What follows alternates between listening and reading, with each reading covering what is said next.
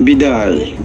যদিও এই বিদায় শব্দটো চিৰস্থায়ী নহয়, তথাপিও আজিৰ বিদায়ে সকলোৰে অন্তৰ স্পৰ্শ কৰি যায়। বিদায় শব্দটো এটা বিষাদ অনুভৱৰ শব্দ। বিদায়ে সঁচাই আমনি কৰে। আজি মাৰ্কাছ একাডেমী ডুমডুমীয়া বিদ্যালয়ৰ 10মান শ্ৰেণীৰ বিদায়ী আশীৰ্বাদ সভা অনুষ্ঠিত হয়। সভাত 10মান শ্ৰেণীৰ ছাত্ৰ ছাত্ৰী ও শিক্ষকসকলৰ মাজত এক শোকাকুল পৰিৱেশে বিৰাজ কৰে। বিদায়ী সভাত 10মান শ্ৰেণীৰ ছাত্ৰী মাহফুজা আৰু মুস্তানা মেহবুবাই নিজৰ বিদায়ী ভাষণত কয় যে ঘৰখনতকৈও বিদ্যালয়খনে বহুত দিছে। ৰদ বতাহ বৰষুণ অতিক্ৰম কৰি শিক্ষকসকলে আমাৰ জীৱন গঢ়িবলৈ যিমান ত্যাগ কষ্ট কৰিছে, সেই ত্যাগৰ প্ৰতি শলাগ লৈছে। ছাত্ৰ ছাত্ৰীৰ উদ্দেশ্যে একাডেমীৰ অধ্যক্ষ জিয়াউৰ ৰহমান ভূঞাই কয় যে প্ৰত্যেকজন ছাত্ৰ ছাত্ৰীৰ লগতে আমি সকলো দেশৰ সুনাগৰিক হৈ সমাজৰ লগতে দেশৰ উন্নতি হকে কাম কৰিব লাগিব। লগতে ছাত্ৰ ছাত্ৰীৰ সৰ্বতো প্ৰকাৰে মংগল কামনা কৰিছে। স্যাৰ, আজি 10ম শ্ৰেণীৰ বিদায়খনত আপোনাৰ অনুভৱ কি?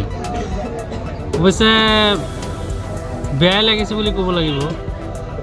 ছাত্ৰ ছাত্ৰীসকলক ইমান দিন পঢ়ালোঁ, এতিয়া পঢ়ালেতো এটা আন্তৰিকতা হয়েই, আৰু ল'ৰা ছোৱালী নিজৰ সন্তানৰ নিচিনাই ছাত্ৰ ছাত্ৰীসকল। গতিকে অলপ বেয়া লাগিছে বিদায় লৈ গৈ আছে।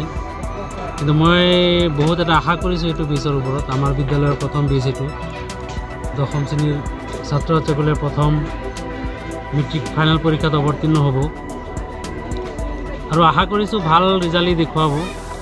আৰু যিমান আমাৰ ফালৰ পৰা চেষ্টা কৰিব লাগে সিমানখিনি আমি কৰিলোঁ। এতিয়া বাকী ল'ৰা ছোৱালী যদি ভালদৰে পঢ়ে এতিয়া ভাল ৰিজাল্ট এটা হ'ব। আৰু বিদায় দিছোঁ বুলি যে একেবাৰে বিদায় দিছোঁ তেনেকুৱা নহয়, আমি যোগাযোগ ৰাখিম পৰীক্ষালৈকে, পিছৰ পৰ্যায়তো যোগাযোগ ৰাখিম। আৰু ৰিজাল্টৰ পিছতো যোগাযোগ থাকিবই ছাত্ৰ ছাত্ৰীৰ লগত। সিহঁতৰ ভৱিষ্যতে ক'ত এডমিশ্যন ল'ব, ক'ত পঢ়িলে ভাল হ'ব, সেইবিলাকলৈকে দিহা পৰামৰ্শ মানে আমি দিম। আৰু ল'ৰা ছোৱালীৰ সিহঁতৰ জীৱন গঢ় লৈ নুঠা পৰ্যায়লৈকে আমি যিমান পাৰোঁ আমি তেওঁলোকক সহায় কৰি থাকিম। আৰু এইটো বেজ, ফাৰ্ষ্ট বেজ যিহেতু আমাৰ বিদ্যালয়ৰ, এইটো মানে আমাৰ বিদ্যালয়ৰ কাৰণে তেওঁলোক এটা বুৰঞ্জী, এটা ইতিহাস, তেওঁলোকৰ ইতিহাস হৈ থাকিব। আমাৰ 35জন ল'ৰা ছোৱালীয়ে মেট্ৰিক ফাইনেল দিব, আৰু এই বেজটো মানে আমাৰ সদায় মনত থাকিব, যিহেতু তেওঁলোক আমাৰ ফাৰ্ষ্ট বেজ। স্যাৰ, ৰিজাল্টৰ ওপৰত, এইটো বেজৰ ওপৰত আপোনালোকৰ আশা কিমানখিনি? যিহেতু এই বেজটো আমাৰ প্ৰথম বেজ হয় আমাৰ স্কুলৰ, গতিকে এইটো স্কুলত আমি সম্পূৰ্ণ দৃঢ় বিশ্বাস যে এইটো বেজে আমাৰ বহুত ভাল ৰিজাল্ট দেখাব, আৰু মষ্ট প্ৰবেবিলিটি 100% ৰিজাল্ট হ'ব। আৰু তাৰ ভিতৰত আমাৰ ভালেখিনি ষ্টুডেণ্টে পটেঞ্চিয়েল আছে। গতিকে পটেঞ্চিয়েলখিনি বাহিৰত দেখাবৰ কাৰণে আমাৰ এটা পৰম্পৰাগত হয়, য'ত থাকে তাৰ পৰা বেলেগত গৈ পটেঞ্চিয়েলবিলাক দেখাব পাৰিব। আৰু মাৰ্কাছ একাডেমীৰ পৰা যিমানখিনি ষ্টুডেণ্ট ওলায় ফাৰ্ডাৰ ষ্টাডিৰ কাৰণে, যিমান ফাইনেন্সিয়েল হওক, ফেমিলি ছাপোৰ্ট হওক, যিমানখিনি লাগে আমাৰ মাৰ্কাছৰ পৰা এইখিনি ছাপোৰ্ট কৰা হ'ব। বিদ্যালয়ৰ ছাৰসকল, আমাৰ যিসকল শিক্ষক শিক্ষয়িত্ৰী ষ্টাফসকল আছে সকলোৱে বহুত ভাল, সকলো ক্ষেত্ৰতে হেল্প কৰে, বহুত সহায় সহযোগিতা আগবঢ়াইছে। সিহঁতে ৰাতি ৰাতি ঘূৰি আমাক বহুত সহায় কৰিছে। আমি যেতিয়াই কিবা প্ৰব্লেম হয় ছাৰসকলক খবৰ দিওঁ, তেতিয়াই যিমানেই বাজক ছাৰসকলে গৈ আমাক হেল্প কৰে।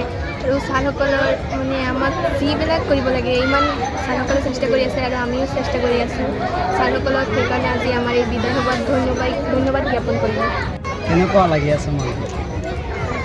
বহুত বেয়া লাগি আছে, কিয় দুবছৰ এইটো স্কুলত পঢ়িছোঁ, সকলো ছাৰসকলৰ লগত বহুত এতিয়া অন্তৰংগ ভাৱনা যিটো হৈছে, সেইটো কাৰণে মানে আজি বহুতেই দুখ লাগিছে। আজি বিদায়ৰ কাৰণে মানে বহুতেই দুখ লাগিছে ছাৰসকলৰ প্ৰতি। আজি গ'লে আৰু আমি চাগে আৰু লগ নহ'ম, ভালদৰে ছাৰসকলক দেখা নাপাম। আৰু বহুত আমাৰ স্কুলৰ যিবিলাক ছাত্ৰ ছাত্ৰীসকল আছে সকলোৱে বহুত আমাক ভাল পায়, সেইকাৰণে বহুত বেয়া লাগিছে।